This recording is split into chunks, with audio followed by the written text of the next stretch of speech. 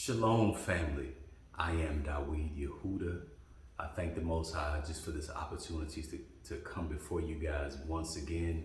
I am the son of William, who was the son of Daniel, who was the son of Freeman, who was the son of George.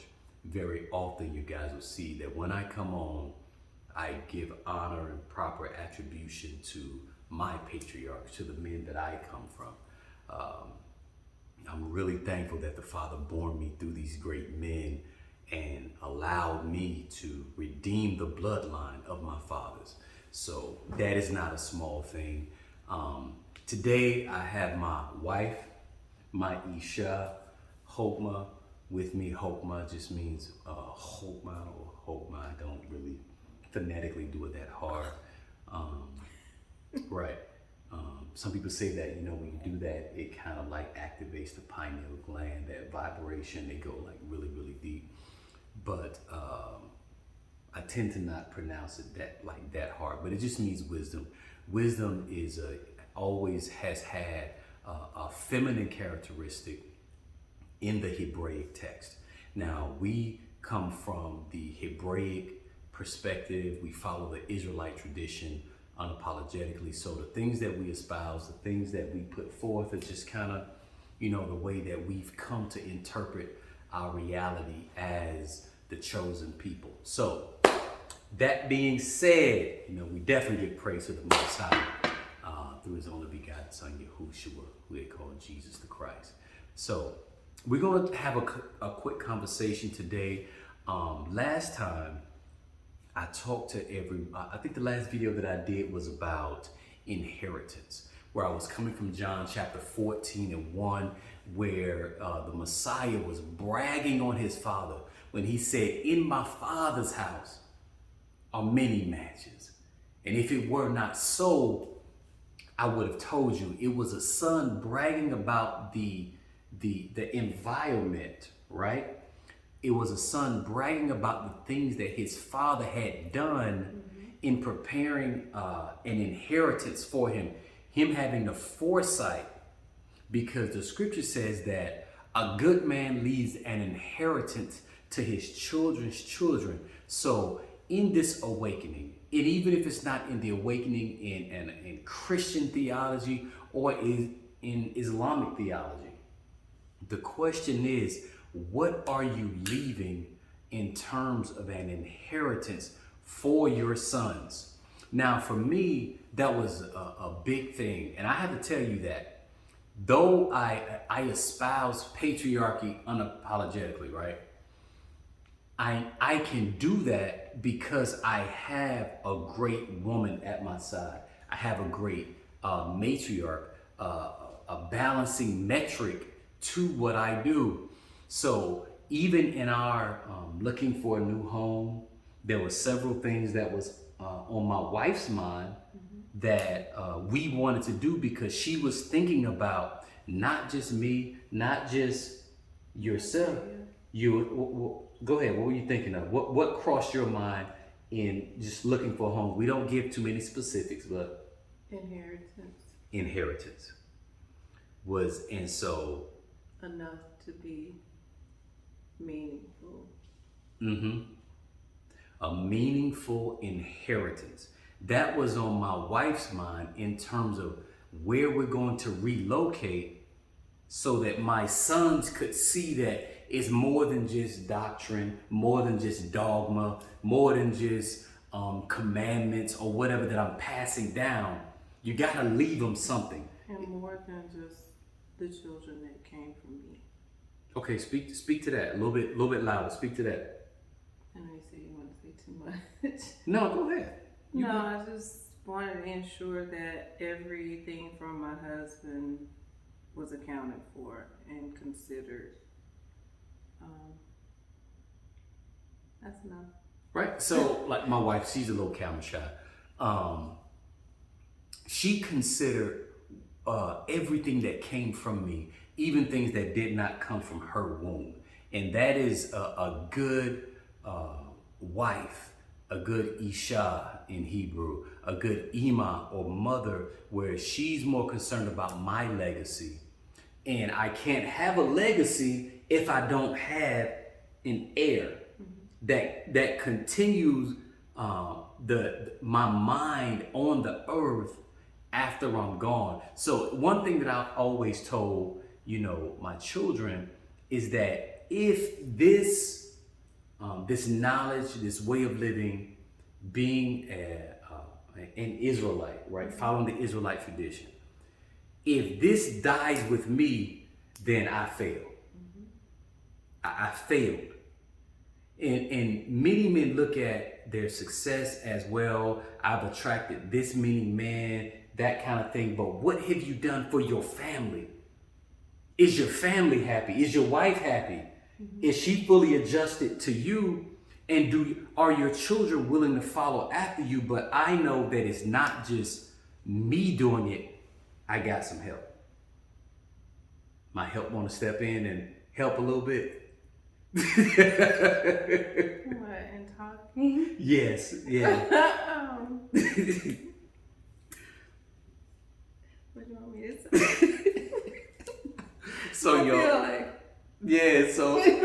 if we were in like class, we had class today. I mean, she be dropping bomb after bomb, but it has to be situational. So I'm just trying to like pass you the rock, where you can step in. My wife is a little shy, but it's all good. Because a lot of what I talk about is to the family, right? And it's situational. Okay. So, in the interest of not being, too transparent, it's not for everybody. Right. So like we're very private. Everything that we do, we don't share with others. Like the classes that we have is just for us and our sons. I don't.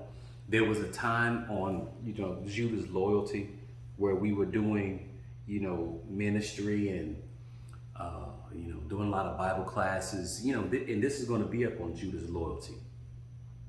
But that changed because I saw that me being a PK. My mother is a pastor. My mother is a preacher.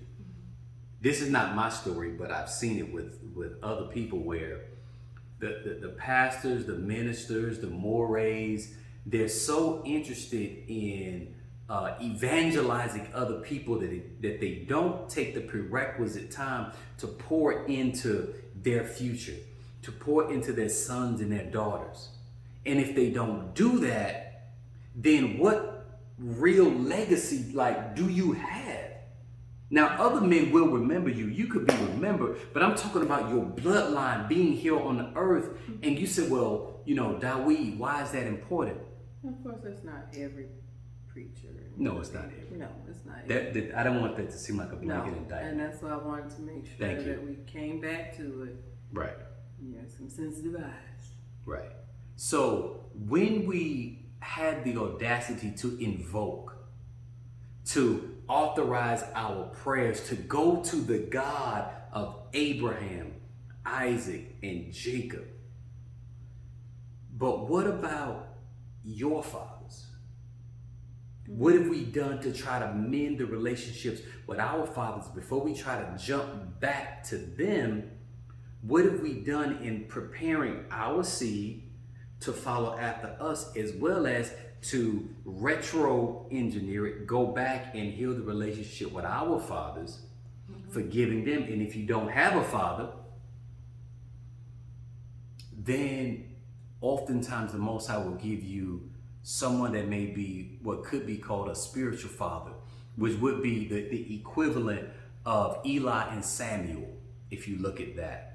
That was another man that helped guided a chosen man, a future prophet, to the office that the Most High had called him to. But he used Eli for that. Now, I've heard men advocate that we shouldn't have spiritual fathers. We shouldn't have any titles. If that's what you believe, so be it. Lack of understanding. And I would think that it's a lack of understanding. But to each his own. We're not here to try to tell anybody what to do, versus what we're trying to do is just share. So, you asked me to help step in. Come on, step in. So, and as a wife, the part that I have to do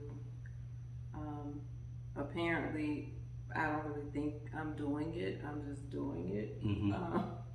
So that's why sometimes when he asks me things, it's kind of hard for me to kind of figure out what he's asking because I'm just being myself. But as far as the children are concerned, I've always refrained from any type of negative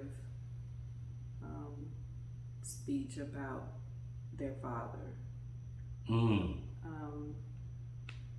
Regardless, whatever it is I may be feeling internally, because it's always, it's natural to have a little rift here or there. How long we been married? 18 years. In September. Yeah, 18. Yeah, fix it. I jumped ahead a little. You bit. did. 18 years. 18. We're in the 18th now. We speak those things that be not as though they were. It'll be 18. Because I'm not leaving in between then and now. You plan on leaving? I don't think so. And most High's will be here. But go ahead. So it's just not. I think that's an error that a lot of women make, is they place their children in the middle of the marital issue, and it's not their marriage. They don't see the father in the same way. He functions as a husband for me. He functions as their father. It's two different roles. So whatever issues we may face as husband and wife, he's, I used to tell him a long time ago, you're far better father than you are husband. And I had to take that. It was a long, long time ago, Yeah. though. I mean, so we still here, so it says a lot. Yeah, but no, I took that. I didn't get angry, and I had to improve on. For me, it's kind of been communication. I can tend to be, a big vision person and just very, very driven and just go for it. But you can't, as a man, you can't leave your people. You don't want to leave those that are connected to you behind, because you can't expect them to see what you see because they don't have the same vantage. Maybe the Most High didn't tell them what he told you, same way the Most High didn't tell Chawah or Eve. It was Adam's responsibility to communicate that to his wife, to his feminine expression. So when we don't do that, that's when error happens. So I agree with you. So you can be a great husband and not a good father. You can be a great father and not a good husband, and vice versa. Never a bad husband. No. I mean, I didn't think I was, but no, no, you weren't a bad husband. It was just it was more natural, I think, for you. Well, see, like I had a model of being a father, per se. For me, being a father was a little bit easier than being a husband, because you got so many voices that are pulling at you, grabbing at you, trying to tell you what to do, how to do it. And that's the thing about this culture. It has a way of telling you what it values in the role that you're in. It tells you, what does it mean to be a black man under 25? What does it mean to be a husband? What does it mean to be a son? All these things. And then if you express something that may be different than the dominant thought system, or like Imagina says, the satanic thought system. Global satanic thought system. Thank you. They tend to attack you, and they can censure and castigate, come against you, malign you, all these things, just because you have the audacity to think differently. So here's the thing. The Honorable Dr. Thomas Murray, he shared something that was really, really weighty, pun intended. He said that the mind of our fathers, meaning the Hebrews, our lineage, our patriarchal lineage, which I just told you what my patriarchal lineage is. And I believe that our house, my house, is directly connected to the house of David. I really believe it. I put my money on it. I put our money on it in terms of our investment. I don't just talk about it. I really, really believe it. And we try to operate, or no, we don't try to. We just operate from a different place. Of excellence, right? So he said that you have to, he said that the mind of our fathers has to be weightier than the mind of the oppressor's fathers. One more time. The mind of our fathers has to be weightier than the mind of the oppressor's fathers. Now, so the oppressor's fathers' minds are being expressed in everything else around us. Everything. So, in essence, a little more succinctly would be what your thoughts are, your ways would have to be stronger than the world. The world, absolutely. Being in the world, but not of the world. See, you don't want to be penetrated by their thoughts. Now, they have a way every, like 4th of July, they come and they go back. They look at the literature, they read the documents, the Constitution, Bill of Rights, Declaration of Independence. They draw strength from their what? Founding fathers. And they talk about this stuff unapologetically, and they are ruling this territory. But they've convinced you that patriarchy is not important. They've convinced you that the mind of your fathers really don't matter. Just have your own mind. And I said this earlier, that an individual can never defeat a configured group. They are configured together. Now, when I say defeat, I'm not talking about war or up in arms. We don't advocate for that, because our liberation is going to come through the Most High. So I speak very direct to that. Not from a position of rebellion, but a position of being a son. That I understand that my liberation is going to come from my father, from this dominant system. But if I want to be liberated, I can't allow the thoughts of this man, this system to penetrate me, to cause me to think that I have to act like them. Or I need to be accepted by them. Ooh. That's weighty. Come on. I mean, when people talk about, where are you posting this? Probably just YouTube. When people talk about, voting and how people died for your right to vote. You need to vote because they sat in the resturants at counters and people didn't want them there, and like, why are you that adamant to be somewhere that somebody doesn't? I mean, I don't want to be flippant of the plight, but it's like, why are you getting beat down to sit at a counter with some people that don't want to sit with you? Like, what is that about? Would you allow our beautiful daughter and our son, take them with you to a lunch counter to have hot tea, milkshakes thrown all over them? Right, and we're going to keep sitting there because we just want to be here so bad. Like, I want you to think more of yourself than that. Like, you don't need any of it. And my mother was a part of that whole movement. She was in college in Alabama that was sweltering with the heat of oppression. Yes. And my grandmother was very angry with her son. Senior school over to be hosed down and attacked by dogs. Right, and the governor having his lips dripping with the words of interposition and nullification. I have a dream. Right, like, it's not, it had a place, but you still have to, look at that thing with open eyes. Yeah, and if you subscribe to that, that's fine. It's neither here nor there. But if you really think about it like that, like, you're really getting beat down, like, to sit at a counter where they don't want you. So if you're did it lead to change? Eventually? It did lead to change. So I mean, you can't. Well, maybe I should phrase it like this: I wouldn't have been able to be that person. Right. So hats off to them. Thank you for your sacrifice. But now, ironically enough, on the heels of this grand experiment, many people are separating themselves some 40 or 50 years later, seeing that maybe this was the best thing for us.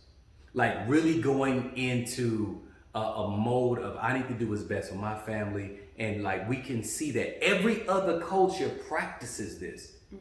The Italians, like, they go to the Italian market, they go and support, they get the Italian home buyer, realtor, they do all these things, and there's nothing wrong with that. The Koreans do it. Why is it that we can't practice these things?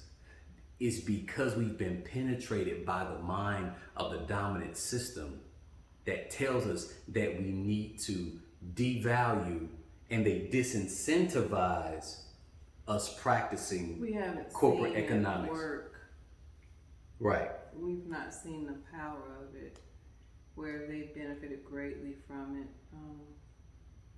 We've not seen a collaborative really work and come together. And, there's those, stories about, the Black Wall Streets and those kinds of things. But historically, we haven't had, a long history of.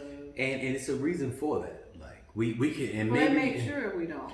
And maybe we can pick that up in another video, just as maybe not. Just But there's we a have reason why those things don't exist. They were Right. deliberately attacked. But we have a and mind of destroyed. mine. We need my own. I need my own this, my own that. This is mine. We don't. From an individual standpoint, or are we talking collectively as a community? Individual, in the community, the whole community does it. So we Right. live together, but we don't live together. Right. So we're changing that because we have a different mind. We have the mind of our fathers that says that we should begin to support our brothers versus other communities first and foremost. That's what we need to do. And then come together as a group that are truly one, a complete oneness.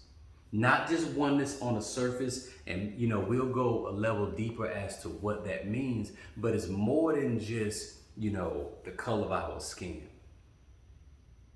I would dare say that it's more about covenants. And with that, I'll end this video, because the mind of our fathers was that they believed in covenants. If you don't have covenants, if you're weak in your faith, you probably don't have a covenant. Covenants is what binds us together. So that being said, I am Dawi Yehuda. We're going to end this video. This is my wife, Hokma. I appreciate you for joining us. This was a rich conversation, babe. I think that it went some good places. I appreciate you joining me. We'll do more. Maybe I can get her to join with me maybe next time and share some things with you guys from a matriarchal perspective, because you really can't have a strong patriarchy and be a son if you don't have a great matriarchy. All right, family, blessings to your house. Much love. Feel free to like the video, share it out there. The culture is changing, and we are going to speak to these things unapologetically, because we have the mind of our fathers. We're not allowing people to tell us what we can or cannot do. Nah, we good. All right, family. Shalom, shalom.